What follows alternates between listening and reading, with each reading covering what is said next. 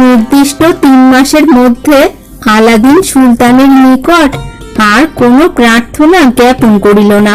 3 মাস শেষ হইলে সে তাহার মাতাকে সুলতানের নিকট প্রেরণ করিল। আলাদিনের জননী দরবারে উপস্থিত হইয়া পূর্বে যে স্থানে দণ্ডায়মান হইত, 3 মাস পরে ঠিক সেই স্থানে গিয়া দাঁড়াইল। সুলতান তাহাকে দেখিবা মাত্র চিনিতে পারিলেন। তিনি উজিরকে বলিলেন, উজির, যে রমণীটি আমাকে দুষ্প্রাপ্য হীরক রত্নরাজি উপহার প্রদান করিয়াছিল তাহাকে দেখিতেছি, উহাকে আমার নিকটে আহ্বান করো। উজির সুলতানের আদেশে আলাদিনের মাতাকে তাহার নিকট উপস্থিত করিলেন। বৃদ্ধা রাজ সিংহাসন প্রান্তে উপস্থিত হইয়া যথাবিধি চরণ বন্দনা করিয়া বলিল, জাহাপনা, আপনি আমার পুত্র আলাদিনকে 3 মাস অপেক্ষা করিতে বলিয়াছিলেন। 3 মাস অতীত হইয়াছে, তাই আপনার মতামত জানিবার জন্য আপনার সিংহাসন প্রান্তে সমাগত হইয়াছি। আলাদিনের ন্যায় অবস্থাপন্ন ও হিন্দবংশীয় ব্যক্তির সহিত সুলতান কখনো কন্যার বিবাহ দিবেন ইহা একবারও মনে করিতে পারেন নাই। সুতরাং বৃদ্ধার আবেদনে সুলতানকে কিঞ্চিত বিব্রত হইয়া পড়িতে হইল। তিনি প্রকাশ্যতে কোনো জবাব দিতে পারিলেন না। তথাপি তিনি উজিরকে আহ্বান করিয়া এ সম্বন্ধে তাহার মতামত জিজ্ঞাসা করিলেন। উজির বলিলেন, জাহাপনা, ওই ছোট লোকের ছেলের সহিত কখনো রাজকন্যার বিবাহ হইতে পারে না। আপনি অনায়াসেই বিবাহ প্রস্তাব রহিত করিতে পারেন। তাহার ধনাগারে যত হীরক রত্ন আছে তাহা একত্র করিলেও রাজকন্যার মূল্য হইতে পারে না। আলাদিনের নিকট অত্যন্ত অধিক পরিমাণে হীরক রত্নের দাবি করিলেই সে সুলতান দুহিতার পানি গ্রহণের প্রস্তাব পরিত্যাগ করিবে। সুলতান উজিরের পরামর্শ শ্রেয় জ্ঞান করিয়া আলাদিনের মাতাকে বলিলেন, তোমার পুত্র আমার কন্যার প্রতিপালনে সমর্থ কি না তাহার কোনো পরিচয় জানি না।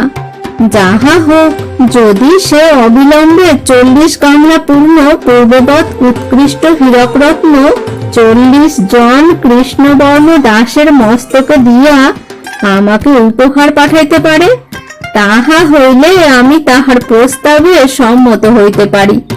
ভদ্রে, তুমি গৃহে ফিরিয়া গিয়া তোমার পুত্রকে আমার অভিপ্রায় জ্ঞাত করো। আমার আদেশ পালন করিলে তুমি সঙ্গত উত্তর পাইবে।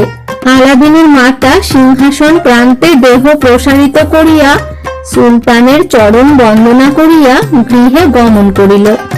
সে আলাদিনের নিকট সুলতানের সকল অভিপ্রায় প্রকাশ করিয়া বলিল, বাবা আলাদিন, তুমি রাজকন্যাকে বিবাহ করিবার ইচ্ছা পরিত্যাগ করো। সুলতান আমাকে বিশেষ আদর করেন, তোমার প্রতিও তাহার বিরাগ নাই, কিন্তু উজির তাহাকে অন্য পথে লইয়া যাইবার চেষ্টা করিতেছেন। উজিরের সহিত পরামর্শ করিয়াই তিনি আবার তোমার নিকট 40 গামলা পূর্ণ হীরক রত্ন চাহিয়াছেন। এগুলি পূর্বের মতো উৎকৃষ্ট হওয়া আবশ্যক। এমন কাজ তুমি করিতেও পারিবে না, সুলতানের কন্যাকেও বিবাহ করিতে পারিবে না। আলাদিন হাসিয়া বলিল, আম্মা, তুমি কিছু ভয় করিও না। আমি ভাবিয়াছিলাম সুলতান আমার নিকট আরো কোনো অধিক মূল্যবান দ্রব্য চাহিবেন, তাহাতেও আমার আপত্তি ছিল না। আমি রাজকন্যাকে লাভ করিবার জন্য অসাধ্য সাধন করিতেও প্রস্তুত আছি। তিনি যাহা চাহিয়াছেন আমি সন্তুষ্ট চিত্তে তাহা প্রদান করিব। তুমি এখন খাদ্যদ্রব্যের আয়োজন করো, বড় ক্ষুধা হইয়াছে। আলাদিনের মাতা খাদ্যদ্রব্যের সন্ধানে বাজারে চলিল। নিত্যবৎসরে আলাদিন প্রদীপটি বাহির করিয়া তাহা ঘর্ষণ করিল। অবিলম্বে দৈত্যের আবির্ভাব হইল। আলাদিন তাহাকে বলিল, সুলতান আমার হস্তে তাহার কন্যা দান করিবার পূর্বে 40 সুবর্ণ গামলা পূর্ণ হীরক রত্ন চাহেন। আমি যে বাগান হইতে তোমার মনির প্রদীপটিকে সংগ্রহ করিয়াছি সেই বাগানে বৃক্ষ হইতে ফল পাড়িয়া অবিলম্বে 40টি স্বর্ণপাত্র পূর্ণ করো। কেবল রত্নরাজি নহে, 40টি সুন্দরী শ্বেতাঙ্গিনী দাসীও পাঠাইবে। কৃষ্ণবর্ণ দাসেরা সুবর্ণ গামলাগুলি বহন করিয়া চলিবে, সুসজ্জিতা শ্বেতাঙ্গিনী দাসীগণ তাহাদের অগ্রে অগ্রে যাইবে। আলাদিনের আদেশ মাত্র দৈত্য তাহার সম্মুখ হইতে অন্তর্হিত হইয়া অল্পকাল মধ্যেই 40 গামলাপূর্ণ হীরক রত্ন ও 40টি কৃষ্ণবর্ণ দাস এবং 40টি শ্বেতাঙ্গিনী সুচারু হাসিনী দাসী লইয়া আসিল। গামলাগুলির উপর রৌপ্য সূত্র নির্মিত বিচিত্র আস্তরণ বস্ত্র, তাহাতে সুবর্ণ সূত্রের অপূর্ব কারুকার্য, সুবর্ণের ফুল। দাসেরা আলাদিনের গৃহ পূর্ণ করিয়া ফেলিল। আলাদিন অনুমতি করিলে দৈত্য অন্তর্হিত হইল। ইতিমধ্যে আলাদিনের মাতা বাজার হইতে ফিরিয়া আসিল। এতগুলি লোককে একত্র দেখিয়া সে অত্যন্ত বিস্মিত হইল। আলাদিন বলিল, আম্মা, তুমি কাল প্রত্যুষেই সুলতানের নিকট যাও, তাহাকে এই সকল দ্রব্য প্রদান করিয়া তাহার নিকট বলো, আমি তাহার কন্যাকে বিবাহের জন্য বিশেষ উৎসুক হইয়াছি। তিনি এখন কি বলেন তাহা শুনিয়া আসিবে। 80 জন দাস দাসী ও 40 খানি স্বর্ণ গামলা পূর্ণ রত্নরাজি উপহার সঙ্গে লইয়া পরদিন প্রভাতে আলাদিনের মাতা রাজপ্রাসাদ অভিমুখে যাত্রা করিল। এই অদ্ভুত দৃশ্য দেখিয়া রাজপথের সকল লোক বিস্মিত হইয়া তাহাদের দিকে চাহিয়া রহিল। সুন্দরী দাসীগণের রূপে ও পরিচ্ছদ শোভায় সকলেই মুগ্ধ হইল। সর্বাগ্রে আলাদিনের মাতা চলিতে লাগিল।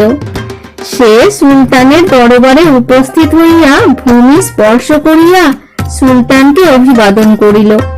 সুলতান আলাদিনের প্রেরিত উপহার দ্রব্য দেখিয়া স্তম্ভিত হইয়া রহিলেন। শ্বেতাঙ্গিনী দাসীদিগের সৌন্দর্য দর্শনেও তিনি অভিভূত হইলেন। তিনি এই সকল দ্রব্যের শত মুখে প্রশংসা করিয়া উজিরকে বলিলেন, উজির, যে ব্যক্তি এই সকল দ্রব্য উপহার পাঠাইতে পারে তাহার সম্বন্ধে তোমার কিরূপ ধারণা? সে ব্যক্তি কি আমার কন্যাকে বিবাহ করিবার অনুপযুক্ত? উজির সুলতানকে বলিলেন, জাহাপনা, এই সকল দ্রব্যের কোনো ক্রমেই নিন্দা করা যাইতে পারে না। সুলতান দুহিতা পৃথিবীর যাবতীয় ধনরত্ন অপেক্ষাও মূল্যবান। কিন্তু আলাদিন আপনার নিকট যে সকল হীরক রত্ন প্রেরণ করিয়াছেন তাহার সহিত পৃথিবীর কোনো দ্রব্যের তুলনা হইতে পারে না।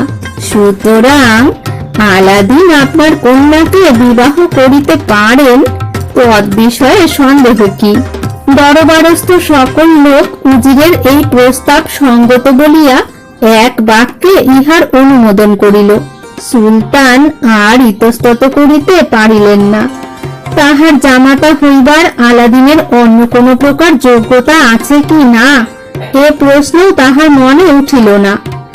এই অমূল্য হীরক রত্নের স্তূপ দেখিয়া তিনি বুঝিলেন আলাদিন তাহার কন্যার যোগ্য বর।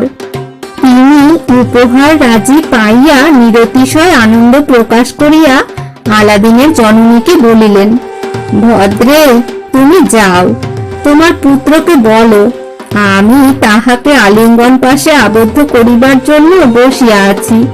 যত শীঘ্র সম্ভব আমি তাহার হস্তে আমার কন্যা সম্প্রদান করিব। আলাদিনের মাতা রাজসভা পরিত্যাগ করিলে সুলতান সভা ভঙ্গ করিলেন। আলাদিনের মাতা গৃহে ফিরিয়া পুত্রের নিকট সুসংবাদ জ্ঞাপন করিল। বলিল, সুলতান তোমার সহিত সাক্ষাৎ করিবার জন্য অপেক্ষা করিতেছেন। তুমি শীঘ্র উৎকৃষ্ট পরিচ্ছদে ভূষিত হইয়া তাহার নিকট যাও। আলাদিন এই কথা শুনিয়া দ্রুত পদে তাহার কক্ষে প্রবেশ করিল। তাহার পর প্রদীপ লইয়া ঘষিতেই সেই দৈত্য তাহার সম্মুখে উপস্থিত হইল। আলাদিন দৈত্যকে বলিল, আমি সুলতানের রাজসভায় যাইব, আমাকে শীঘ্র কোন স্নানাগার হইতে স্নান করাইয়া আনো। এবং স্নান শেষে আমাকে একটি অত্যুৎকৃষ্ট পরিচ্ছদ আনিয়া দাও, যাহার মতো পরিচ্ছদ কোনো দেশের কোনো সুলতান সম্রাটেরই নাই। দৈত্য তৎক্ষণাৎ অদৃশ্যভাবে আলাদিনকে একটি অতি উৎকৃষ্ট স্নানাগারে লইয়া চলিল। স্নান করিতে করিতে আলাদিনের দেহ নির্মল, বর্ণ উজ্জ্বল এবং মুখভাব মাধুর্যমণ্ডিত হইয়া উঠিল। আলাদিন যে স্থানে বস্ত্রাদি খুলিয়া রাখিয়াছিল, স্নান শেষে সেখানে উপস্থিত হইয়া দেখিল তাহার বস্ত্রাদির পরিবর্তে একটি বহু মূল্যবান, অতি বিচিত্র, সুদৃশ্য, অপূর্ব দৃষ্ট পরিচ্ছদ নিপতিত রহিয়াছে।